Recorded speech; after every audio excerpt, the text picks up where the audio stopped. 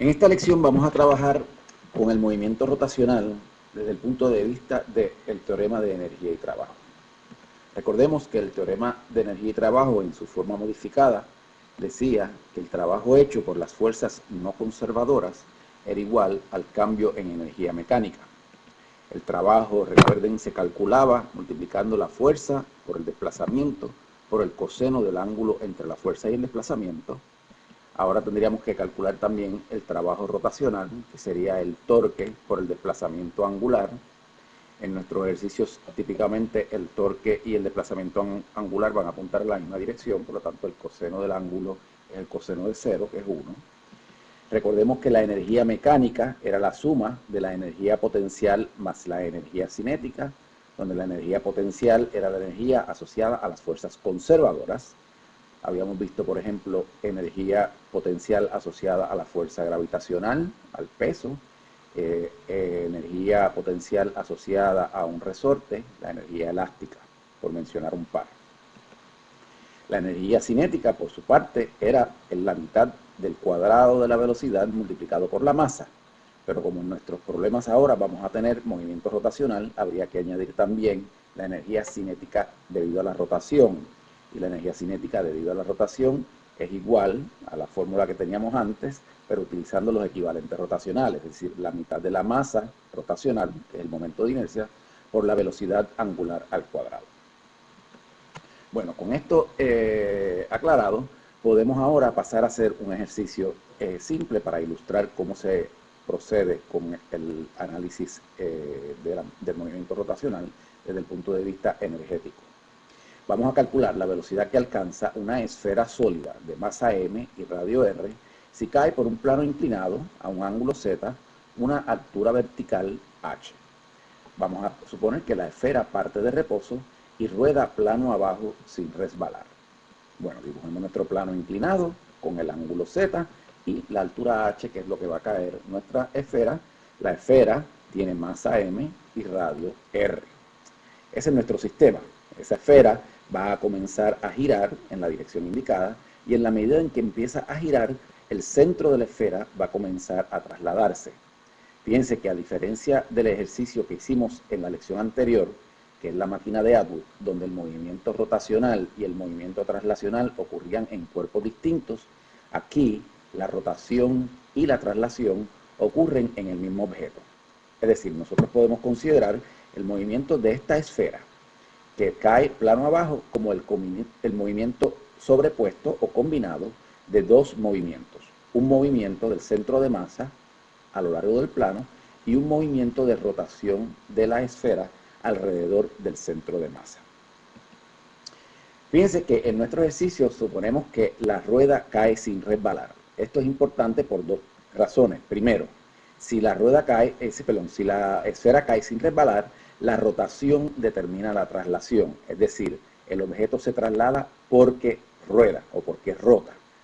Eso quiere decir que los movimientos rotacionales alrededor del centro de masa y el movimiento del centro de masa están estrictamente relacionados o determinados uno por el otro. Por ejemplo, la distancia a lo largo del plano que recorre la esfera es igual al radio de la esfera por la distancia angular que recorre, o sea, el desplazamiento angular de la esfera. También la velocidad del centro de masa va a ser igual al radio de la esfera multiplicada por la velocidad angular, y la aceleración del centro de masa es igual al radio de la esfera por la aceleración angular. Otra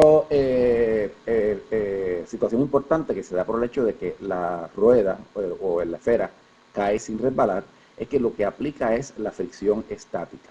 Es decir, no hay deslizamiento de la rueda o de la esfera sobre el plano, sino simplemente la esfera va rodando plano abajo. ¿Okay? Para entender mejor la distinción, por ejemplo, consideren el movimiento de un carro sobre una carretera. Cuando el carro se mueve con las ruedas en todo momento manteniendo contacto sobre la carretera, es decir, aplicando la fricción estática, las ruedas no resbalan sobre la carretera. Pues suponemos que ahora tenemos un carro que se está moviendo rápidamente y apretamos el freno de forma abrupta que tranque las ruedas, pues entonces ahora la goma se va a deslizar por encima de la carretera y entonces ahí aplicaría la fricción dinámica entre la goma y la carretera.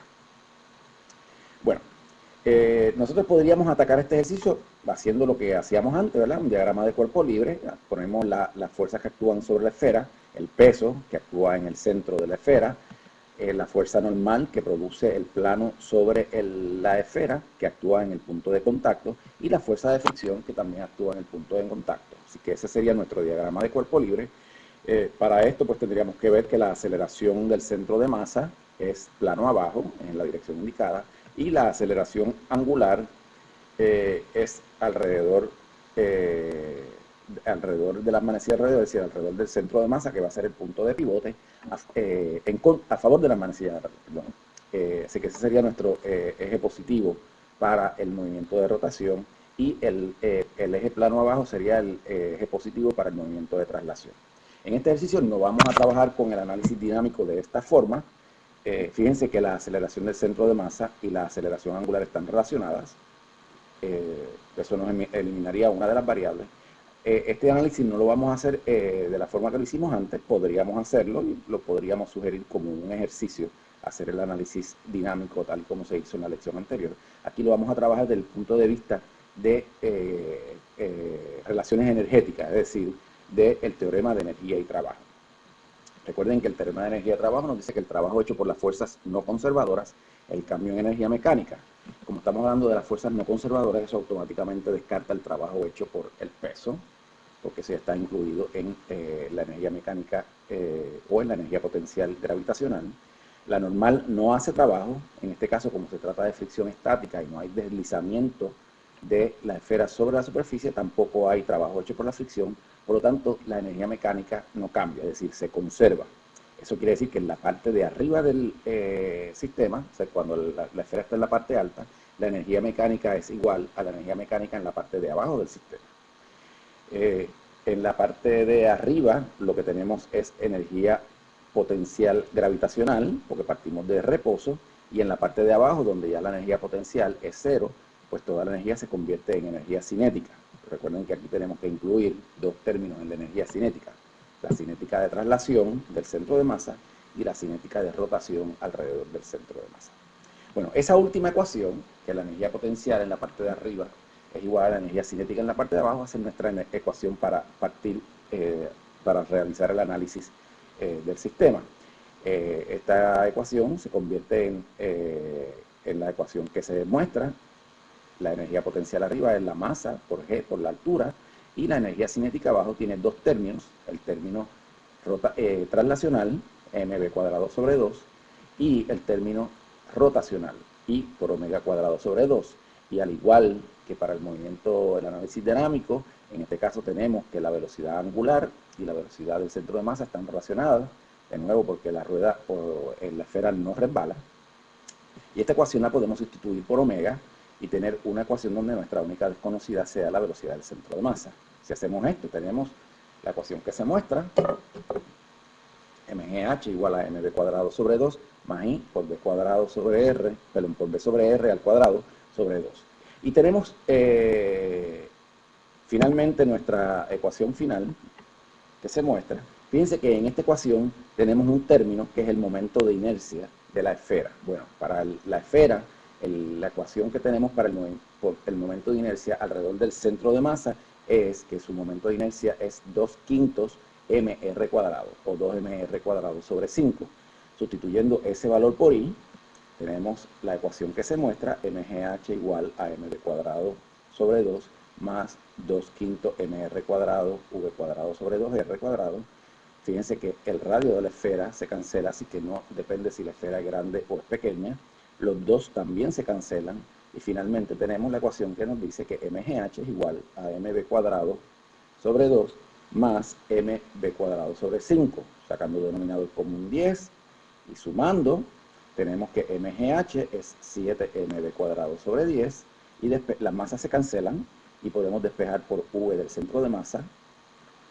El 10 pasa multiplicando al lado izquierdo, 10gh sobre 7 es igual a v cuadrado, y finalmente la velocidad del centro de masa es la raíz cuadrada de 10 por g por h entre 7. Ese valor, si tuviéramos el radio de la esfera, lo podríamos sustituir en la ecuación para omega y encontrar la velocidad angular de la esfera según va cayendo por el plano. Esa sería la velocidad, obviamente, una vez ha caído la altura h. Y con esto hemos terminado nuestra lección de hoy del análisis del movimiento rotacional utilizando consideraciones energéticas.